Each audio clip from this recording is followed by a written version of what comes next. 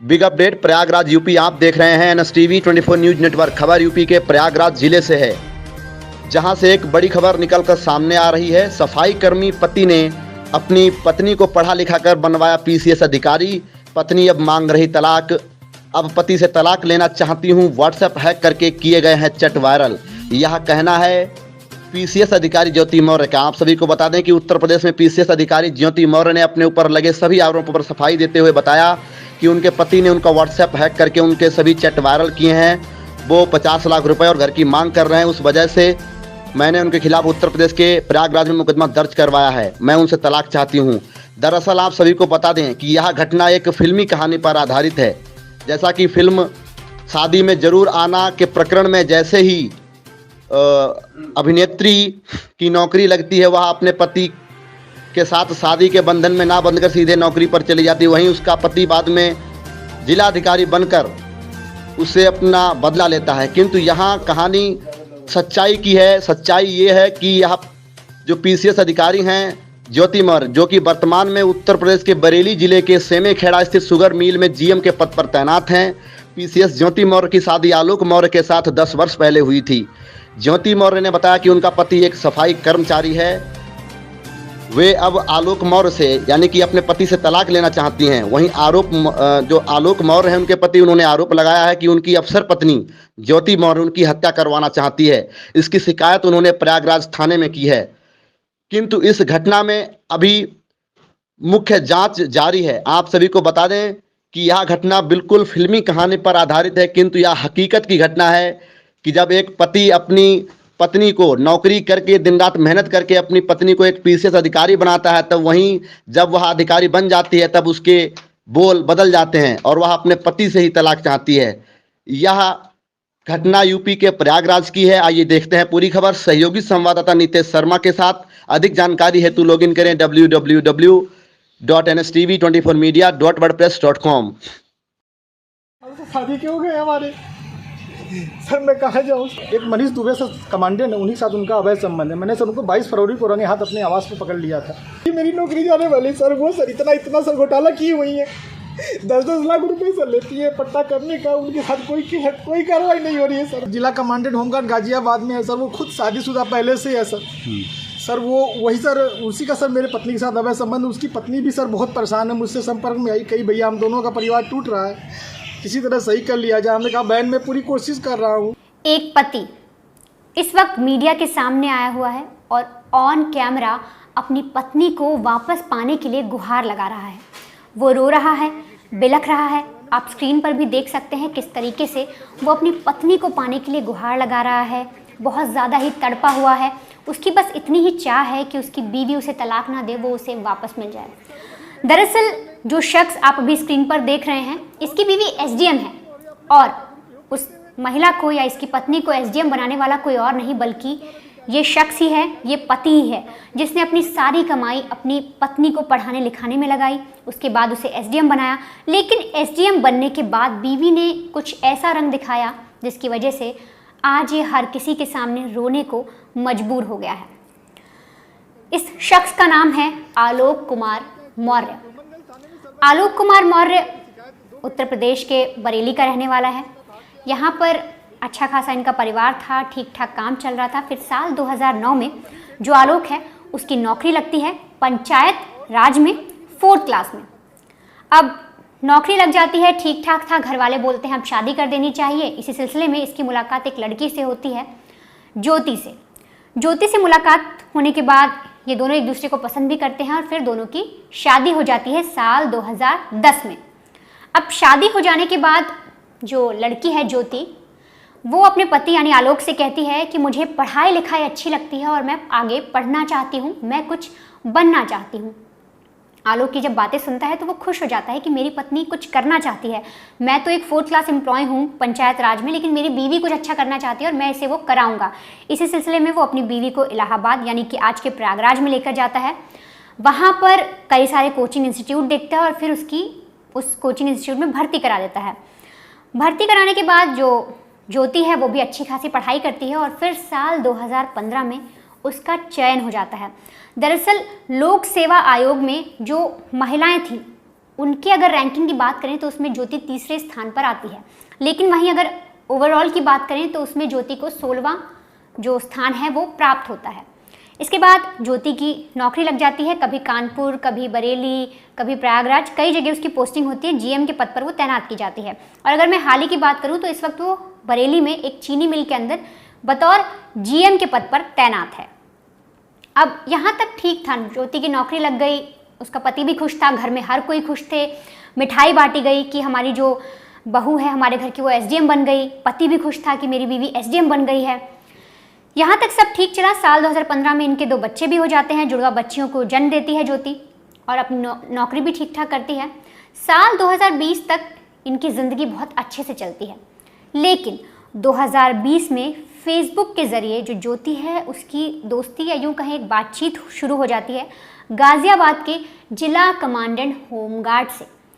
बातचीत शुरू होती है तो इन दोनों के बीच में कुछ ज़्यादा ही क्लोज बातें हो जाती हैं। अब ऐसा कहना है आलोक का, आलोक इस वक्त जो मीडिया के सामने आया है और रो रहा है, वो इस वक्त आरोप लगा रहा है कि मैंने अपनी पत्नी को पढ़ाया लिखाया, उसे एसडीएम बनाया और आज वो मुझे ही तलाक देने की बात कह रही है किसी और के लिए। आलोक का कहना है कि साल 2020 में जब ज्योति का किसी और के साथ रिलेशन बना या ज्योति जब किसी और के साथ बातचीत करने लगी, एक जिला कमांडेंट जो होमगार्ड है उसके साथ बातचीत करने लगी, तो मैंने उसके चैट्स पढ़े। चैट्स कैसे पढ़े? आलोक का जो आरोप है वो ये कह रहा है कि एक दिन जो ज्योति ने अपने घर के फ़ोन से फेसबुक को लॉगिन किया और वो लॉग आउट करना भूल गई। बड़ी देर तक फ़ोन रखा था, मैंने ओपन कर लिया और फिर मैंने जब चैट्स देखे तो मेरे पाँव तले ज़मीन खिसक गई। वो चैट्स काफ़ी अश्लील थे, इन दोनों की बहुत क्लोज तरीके से बातचीत हो रही थी, अश्लील चैट्स थी और वो देखकर मेरा माथा ठनक गया। इसके बाद मैंने ज्योति से कई चीज़ें पूछी भी तो लड़ाई झगड़ा शुरू हो गया। फिर ये मुझे धमकाने लगी, मुझे बोलने लगी कि मैं तुमसे तलाक लेना चाहती हूँ। और यहाँ तक कि आलोक है वो कह रहा है कि ज्योति का परिवार और जो वो होमगार्ड है वो मुझ पर आरोप लगा रहा है कि तुम ही गलत हो और साथ ही वो ये लोग कह रहे हैं कि मुझे जान से मार देंगे। इस तरीके के जो अब आरोप हैं वो आलोक लगा रहा है। आप सबसे पहले आलोक की ज़ुबानी ही सुनिए कि आलोक किस तरीके से परेशान है, कितना वो प्रताड़ित हो चुका है और किस तरीके से वो अपनी बीवी को वापस चाह रहा है और उसके साथ क्या क्या हुआ। शादी के बाद जब उसने अपनी पत्नी को पढ़ाया लिखाया, वो एसडीएम बन गई, उसके बाद से उसकी लाइफ में क्या हुआ। क्या मामला है? आप कह रहे हैं कि जिस लड़की को आपने पढ़ा लिखा करके एसडीएम बनाया वो आपकी जान की प्यासी हो रही है, क्या पूरा मामला? सर इसका सर मेन कारण सर है मनीष दुबे के साथ उनका अवैध संबंध सर, जिसकी जानकारी सर हमें करीब साल भर पहले हुई, लेकिन सर उन्होंने कहा कि दोस्ती है। खैर सर हमारी पत्नी सर एसडीएम थी, उस समय इलाहाबाद प्रयागराज में सोराम तहसील में रहीं, तो मैंने कहा सर बड़े पद पे हैं, दोस्ती तो हो सकती सर, अधिकारियों से साथ बैठना उठना हो, तो मैंने सर उन्होंने मैं ये कह के टाल दिया, तो सर मैंने ध्यान नहीं दिया। सर इसकी भनक सर मुझे उसका ये जो शक था वो विश्वास सर 22 फरवरी को हुआ, जब मनीष दुबे गाज़ियाबाद से चलकर सर मेरे आवास एलनगंज स्थित सरकारी आवास पे आया और इनके साथ एक साथ कमरे में मैंने इनको देखा अवैध संबंध बनाते हुए। तब से सर ये मनीष दुबे और ज्योति मौर्य मेरे जान के पीछे पड़ गई हैं। कौन है? पूरी कहानी बताइए, क्या मामला है? सर 2010 में ज्योति मौर्य के साथ मेरी शादी हुई सर। मैं सर पंचायत राज विभाग में सर 2009 में सेलेक्ट हुआ प्रतापगढ़ में सर, वहीं पर नौकरी कर रहा हूँ सर। और 2010 में इनसे 19 नवंबर को मेरी शादी हुई और सर उसके बाद हमारे संबंध बहुत अच्छे रही। इन्होंने कहा मुझे पढ़ना है सर, मैं इनको पढ़ाने के लिए मैं इलाहाबाद लेके आया और इलाहाबाद में सर द काउंसिल कोचिंग है, वहाँ पे इलाहाबाद की सबसे अच्छी कोचिंग थी। मैंने वहाँ पे किसी तरह सर पिताजी के सहयोग से, भाइयों के सहयोग से और यहाँ तक कि मैंने अपने डीपीआरओ साहब के सहयोग से पैसा उधार लेके इनको कोचिंग कराया और सर ये मेहनत भी की सर और सक्सेस भी हुई। 2015 में ये सर एसडीएम पद पे चयन हुई, 16वीं रैंक इनकी आई। सर बहुत ही खुशी का माहौल हुआ कि हम एक छोटे पद पे रहते हुए अपनी पत्नी को इतना आगे ले गए, वो भी बहुत खुश थी, पूरा परिवार खुश था। और सर 2015 में ही मेरी सर भगवान की दया से मुझे इतनी खुशी मिली कि मेरी 2 जुड़वा बिटिया भी हुई और जिनका नाम हंसी खुशी मैंने रखा, क्योंकि उस समय खुशी का माहौल चल रहा था सर। और सर बहुत अच्छा चल रहा था। लेकिन सर 2020 में ये मनीष दुबे जो जिला कमांडेंट होमगार्ड है उसकी एंट्री होती है हम दोनों पति पत्नी के बीच में और सर घर इतनी तबाही पे पहुंच चुका है कि घर तो टूट ही रहा है, बच्चे तो दूर हो ही रहे हैं, पत्नी दूर हो ही रही हैं सर। यहाँ तक कि मैं मुकदमा भी मेरे ऊपर हो गया है और मेरी मौत की साजिश भी रची जा रही है। क्या धमकी, आपको कोई धमकी दी उन्होंने? हाँ सर, उन्होंने फ़ोन पे सर अभी 1 हफ्ते पहले फ़ोन पे सर उन्होंने हमारे गांव के किसी लड़के से बात की तो उसने मुझे कॉन्फ्रेंस किया, तो उन्होंने उस पर कहा कि तो जो तुम काम कर रहे हो, जो ये जांचें करा रहे हो या करा रहे हो, इसके कारण तुम्हारी जल्दी से तुम मर जाओगे। हमने कहा ठीक है आप मरवा दीजिए, तो मैं नहीं मरवा रही हूँ, जो करवा रहे हो इसके कारण मारे जाओगे। हत्या की धमकी दी है? जी सर, हत्या की। और सर उनका भाई सर सचिन मौर्य है सर, वो मेरे घर से सर रखे मेरे काफ़ी जो कुछ पैसे थे, जेवरात थे, वो सर लेके चला गया। मेरे सर उसकी वीडियो बना के भेजा कि मैं लेके जा रहा हूँ, जो करना हो कर लीजिए। और सर मुझे चैटिंग लिख के भेजा है कि आपका व्हाट्सअप सब कुछ गायब कर दूंगा, हैक कर लिया हूँ, जो सेव करना हो सेव कर लीजिए। और सर उसने क्या किया कि मेरी सिम भी अपने पास रख लिया है, रख के यूज कर रहा है। मेरा बैंक अकाउंट है उसमें जुड़ा हुआ है सब कुछ, लेकिन सर वो मेरी जान पे सब लोग तुले हुए हैं सर। क्या वो आपसे तलाक मांग रही है? हाँ सर, उन्होंने मुझसे ऑडियो के माध्यम से कहा है, मुझे अभी तक कुछ ऐसा नोटिस तो नहीं मिला है, लेकिन सर उन्होंने कहा है कि तलाक प्यार से दे दीजिए, बवाल मत करिए, नहीं तो मैं आपको बर्बाद कर दूंगी। आपके DPRO से बात हो गई है, आपको बर्खास्त करा दूंगी, न नौकरी करने दूंगी न जीने दूंगी। आपने इसकी शिकायत कहाँ? सर इसकी शिकायत मैंने सर्वप्रथम सर उसी दिन धूमनगंज SHO साहब से की। उन्होंने मुझे राजरूपुर पुलिस चौकी भेजा, मैं राजरूपुर पुलिस चौकी पे आवेदन दिया, लेकिन सर कोई सुनवाई नहीं हुई। फिर सर उसके बाद मैंने ये 25 अप्रैल की बात है, फिर मैंने 27 अप्रैल को सर उनको ये रजिस्ट्री के माध्यम से सर उनको भेजा, कमिश्नर साहब को भेजा। DM साहब खत्री साहब के यहाँ मैं खुद स्वयं उपस्थित हुआ हूँ, उनसे मैंने बात की कि सर आपके SDM साहब हैं ऐसा कर रही हैं, तो उन्होंने कहा ठीक है मैं कार्रवाई करवाता हूँ। फिर मैं कमिश्नर साहब के यहाँ गया, कमिश्नर साहब को दिया, पुलिस कमिश्नर साहब के यहाँ उपस्थित हुआ, उनको दिया। फिर कहीं सुनवाई नहीं हुई तो सर मैं DGP साहब के पास गया, DGP साहब ने मेरे बात को संज्ञान में लिया, लेकिन फिर भी सर आवेदन ले लिया गया, कोई कार्रवाई नहीं हुई। उसके बाद सर मैं DG home guard BK Maurya sir के पास गया, उनके यहाँ से मुझे सर कुछ उम्मीद की लौ दिखाई दी, क्योंकि उन्होंने मेरे आवेदन को तुरंत संज्ञान में लिया और टीम गठित कर दी है। DIG इलाहाबाद उसकी जांच कर रहे हैं। मुझे सर कुछ उम्मीद लग रही है कि मुझे कहीं न कहीं हो सकता है न्याय मिले और मेरी जान बच जाए। तो सुना आपने आलोक ने क्या कुछ कहा। आलोक ने बताया कि साल 2022 में 22 दिसंबर के दिन लखनऊ के एक होटल में वो अपनी बीवी को उस होमगार्ड, जिला कमांडेंट होमगार्ड जो आदमी था, उसके साथ रंगे हाथों पकड़ लेता है, आपत्तिजनक हालत में पकड़ लेता है, जिसके बाद वो काफ़ी ज़्यादा झगड़ा होता है। और ऐसे में जो होमगार्ड है और जो उसकी बीवी है वो उसे धमकी दे देते हैं कि वो उसे जान से मार देंगे। यहाँ तक कि ये सारी बातें आ चुकी हैं। हाल ही में जो आलोक है वो अभी जो जिला कमांडेंट का एक आयोग होता है वहाँ पर गया, वहाँ पर उसने अर्जी लगाई है, वहाँ पर उसने जो जिला कमांडेंट होमगार्ड था, जो आदमी जिसकी वजह से इसकी बीवी अब इससे दूर हुई है, उसके खिलाफ भी शिकायत दर्ज कराई है। साथ ही अपनी बीवी के खिलाफ भी कई सारी शिकायतें दर्ज कराई हैं। और जो इनकी व्हाट्सएप चैट और फेसबुक की जो जितनी चैट्स इसके हाथ में लगी आलोक के, वो भी इसने उन्हें मुहैया कराई है। साथ ही मैं आपको एक और बहुत अहम चीज़ बताऊँ कि आलोक ने अपनी बीवी की एक 100 पन्नों की डायरी जो है वो पुलिस को सौंपी है, वो दी है उन्हें। और उसने कहा है कि जो मेरी बीवी है वो अवैध तरीके से वसूली भी करती थी। आलोक का कहना है कि जब बीवी की ये सारी चीज़ें मुझे पता लगी कि वो किसी और के साथ रिलेशन में है, मैंने उसे किसी और के साथ आपत्तिजनक हालत में पकड़ा, उसके बाद मैंने और छानबीन की तो मुझे पता लगा कि जो मेरी बीवी है वो इस तरीके से अवैध वसूली कर रही है। उस कम से कम आलोक बता रहा है कि हर महीने जो ज्योति है वो हर महीने 6 लाख की वसूली करती है। अगर इसके डेटा की बात करूं, मैं आपको इसका डेटा बताऊं तो जो पेज दिया है आलोक ने, जो प्रोवाइड किया, अभी आप स्क्रीन पर देख भी रहे हैं वो पेज, उसमें हर पेज पर एक तो स्वास्तिक बना है, स्वास्तिक बनाने के बाद वो शुभ लाभ लिखती है जो ज्योति है, उसके बाद वो पूरा बही खाता लिखती है, पूरा डेटा लिखती है। उसमें वो लिखती है किसको मैंने कितने पैसे दिए, किससे मैंने कितनी उगाही की, मतलब वसूली के पैसे लिखती है। फिर जिसको ट्रांसफ़र करती है वो पैसे, उनके भी नाम लिखे हैं। अगर अक्टूबर के महीने साल 2021 की बात करें तो 6,40,000 रुपये की वसूली ज्योति ने की।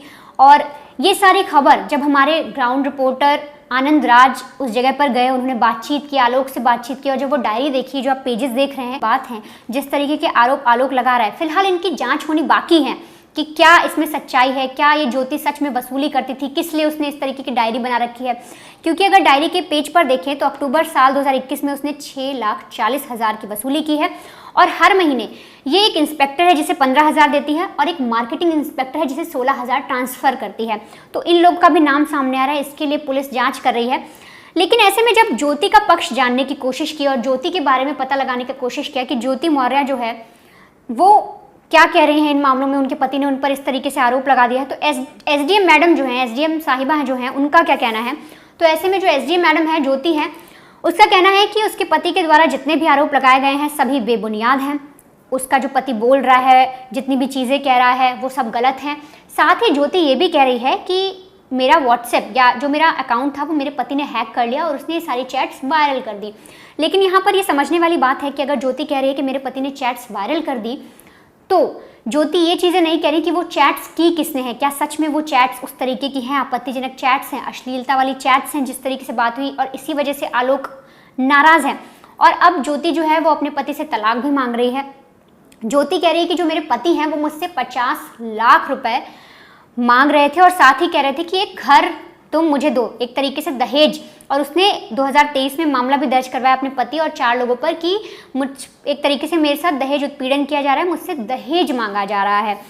तो ये सारी बातें भी सामने आ रही है। लेकिन ऐसे में कई सारे लोगों से जब हमने बात की, ग्राउंड पर लोगों से बात की, तो आस पड़ोस के लोगों से बात की, तो सबका ये कहना है कि जो पति अपनी पत्नी को पढ़ाने के लिए अपनी सारी संपत्ति लगा सकता है, वो एक 4th क्लास का एक कर्मचारी था, वो काम कर रहा था, उसने अपनी पत्नी के लिए कोचिंग ढूंढी, बरेली से गया वो प्रयागराज, वहाँ पर उसने अपनी बीवी को पढ़ाया लिखाया, SDM बनाया। वो शख्स बाद में इतने साल बाद, मतलब आपकी 10 में शादी हुई, उसके बाद 2023 का जो मामला जब आपने आरोप दर्ज कराया कि दहेज मांग रहे हैं, ऐसा पति, ऐसा शख्स क्यों उस महिला से दहेज मांगेगा, वो भी अब? ऐसा बहुत सारे लोग कह रहे हैं। लेकिन इस मामले में अब देखना होगा कि जो पर्सनल लाइफ है, ज्योति और आलोक की पर्सनल लाइफ जो भी है, कि किसी और शख्स का नाम सामने आ रहा है, वो तो जांच होगी ही। लेकिन SDM के खिलाफ जो एक 100 पेज की डायरी मिली है जिसमें वसूली की बात सामने आ रही है और अलग अलग इंस्पेक्टर को 15,000 या किसी को 16,000 ट्रांसफ़र करने की जो चीज़ सामने आ रही है, इस डायरी का क्या मतलब है? क्या ये करप्शन की तरफ एक और मतलब एक कदम था करप्शन की तरफ? ये भी पुलिस जांच करेगी कि आखिर ये वसूली किस तरीके से हो रही थी, क्या इसमें सच्चाई है, जो आलोक ने फिलहाल अभी मीडिया के सामने और पुलिस को ये सारी जो डिटेल है वो मुहैया कराई हैं, इसकी जांच भी पुलिस अब करेगी।